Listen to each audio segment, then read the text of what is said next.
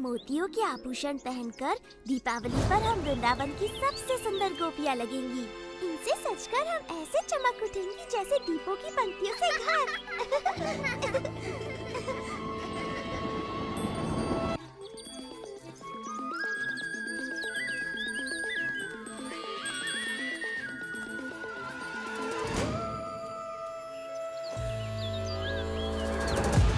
तुमने देखा ये लड़कियाँ मुझे किस प्रकार अनदेखा कर रही है बलराम? सुंदर रूप के चकाचौंध में अंधी है मेरे भाई, तभी अनदेखा कर रही है। वो तो है ही, पर मेरे विचार से वो नहीं चाहती मैं उनके मोतियों के आभूषण देखूं जो वो दीपावली के लिए बना रही हैं।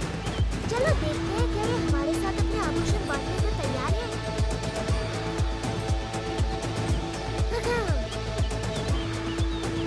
तुम्हारे काम में बाधा डालने के लिए क्षमा चाहता हूँ गोपियों, किंतु मैं अपने आप को रोक नहीं पाया। तुम्हारे आभूषणों की सुंदरता मुझे यहाँ खींच लाई।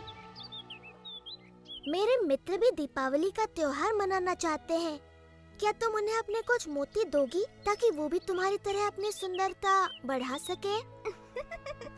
मुझे नहीं पता था कि सुबाला और मधु को अपनी सुंदरता का इतना ध्यान है। मैं उनकी बात नहीं कर रहा, मेरा मतलब था हंसी और हरिणी। प्यारी गोपियों, तुम्हें अपने आभूषणों पर इतना अभिमान है कि तुमने इन भोली भाली गायों के साथ अपने आभूषण बांटने की मेरी विनती भी अनसुनी कर दी। तुम बड़े अच्छे हो कृष्णा, पर ये मोती केवल राजा रानियों के लिए हैं। तो तुमने सिर्फ 2 गायों के लिए ही क्यों मांगा? अपनी सारी गायों के लिए मांगना चाहिए था ना। मुझे तुम्हारे सारे मोती नहीं चाहिए ललिता, बस मेरी 2 सबसे प्रिय गायों के सींगों को सजाने के लिए थोड़े से। माफ कर दो कृष्णा, पर मेरे पास तुम्हारी गायों को देने के लिए एक भी मोती नहीं है। ठीक है, रहने दो। इनके लिए मैं मोती ढूंढ लूंगा।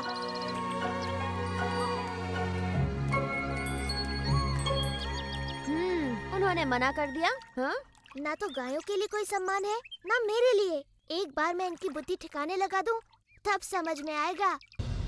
मोतियों का वृक्ष? मोतियों का कोई वृक्ष नहीं होता कृष्ण। विश्वास करो मैया, यदि तुम मुझे मोती दोगी तो उन्हें बोकर मैं इतने मोती उगाऊंगा कि हम अपनी सारी गायों को दीपावली पर मोतियों से सजाएंगे। ओ मेरे नन्हे कृष्ण, मोती फलों की तरह नहीं उगते, वो बनते हैं सुदूर समंदर की सीपियों में। प्यारी मैया, मुझे थोड़े से मोती दे दो ना। वचन देता हूँ 3 दिनों में वो उगाएंगे और तुम्हारे पास पहले से कहीं अधिक मोती होंगे। मैं तुम्हें कभी भी ना नहीं कह सकती मेरे दुलारे कृष्णा। मेरी प्यारी मैया, धन्यवाद।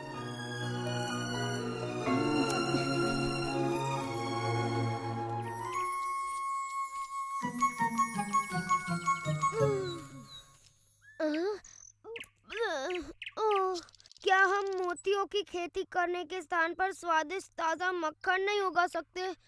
मूर्खों की तरह बात न करो मधु, मक्खन पेड़ पर नहीं लगता, तुम्हारे पेट पर लगता है। तुमने समाचार सुना राधा? वृंदावन में सभी एक नए किसान की चर्चा कर रहे हैं। अच्छा, वो जो मोतियों की खेती कर रहा है। तुम मेरे कंगन बोकर मेरे लिए नए कंगन उगा दो ना कृष्ण। एक बार मेरे खेत में मोतियों की फसल आ जाने दो, फिर देखते हैं कि कौन किस पर हंसता है। कृष्णा, क्या हम लड्डुओं की भी खेती कर सकते हैं? नहीं मधु, पर तुम्हारे विचार से एक योजना सूझी है। तुम्हारे और सुबाला के लिए एक काम है।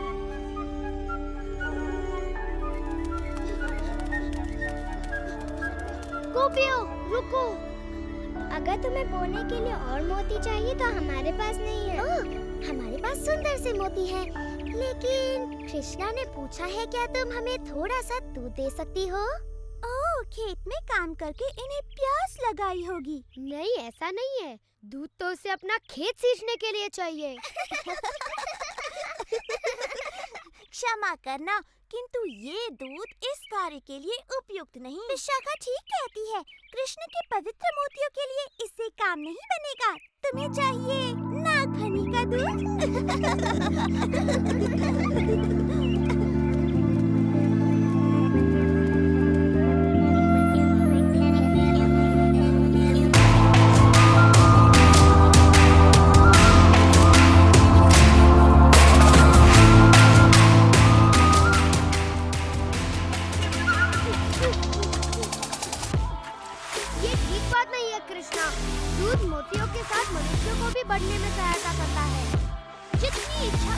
दूध पी लेना मधु। बस एक बार तुम जैसे गोल मटोल मोती उग जाए। कृष्णा, देखो, मोती अंकुरित होने लगे। मोती अंकुरित होने लगे। इनकी सुगंध अद्भुत है।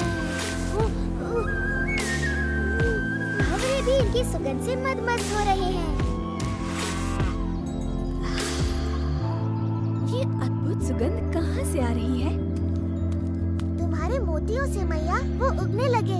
उग तो रही है, परंतु मोतियाँ नहीं, कांटे।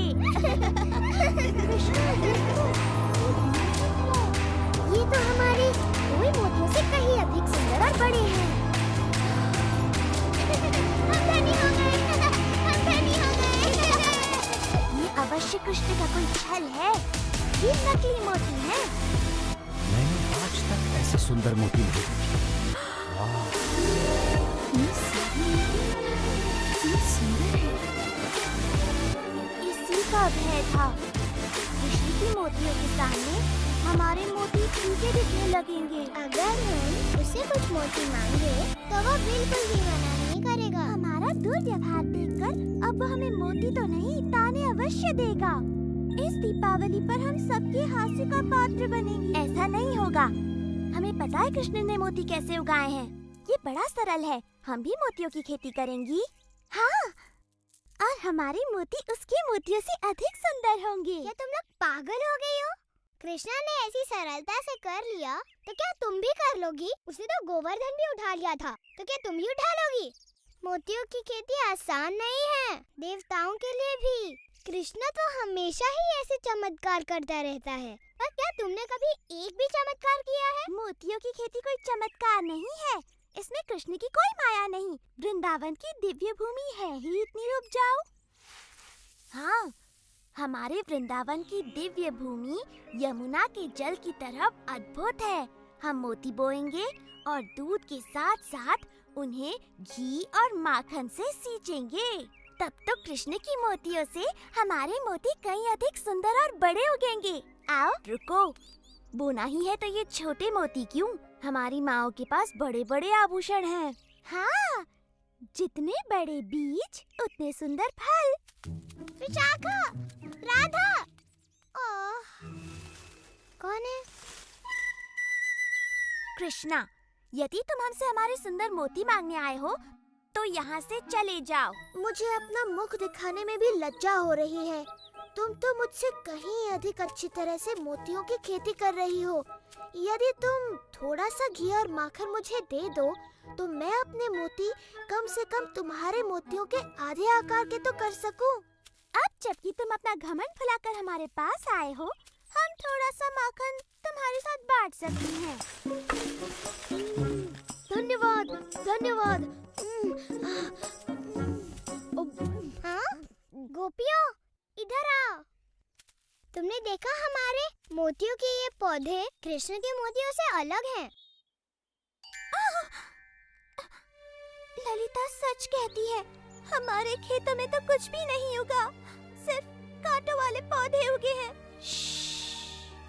ये बात किसी को पता न चलने पाए, विशेष तौर पर माताओं को।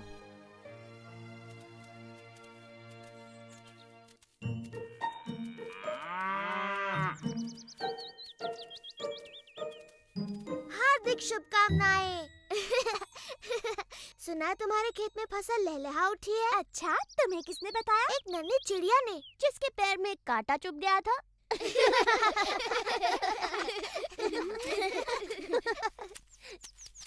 चलो मित्रों, त्योहार के लिए अपनी गायों को सजाया जाए।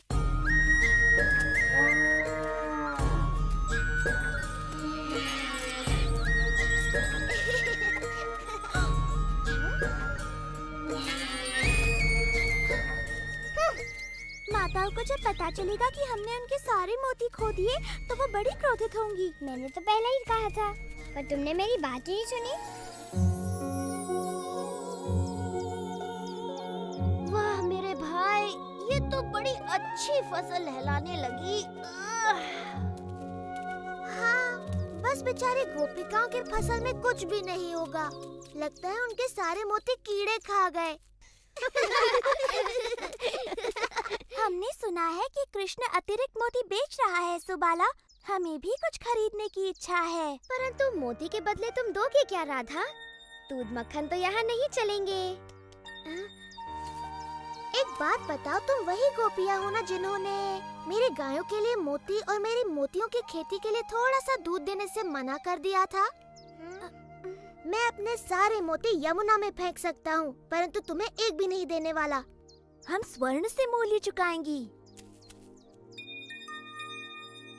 तुम्हारे घरों का सारा धन और तुम्हारे घर का मूल्य भी जोड़ दो, तब भी मेरे एक मोती का मूल्य नहीं चुका पाओगी। तुम हमेशा हमारे साथ ऐसा क्यों करते हो कृष्णा? कृपा करो कृष्ण, हम अपनी माताओं के लिए तुम्हारे मोतियों की मूल्य से अधिक चुकाने को तैयार हैं। तुम्हारी माताएं?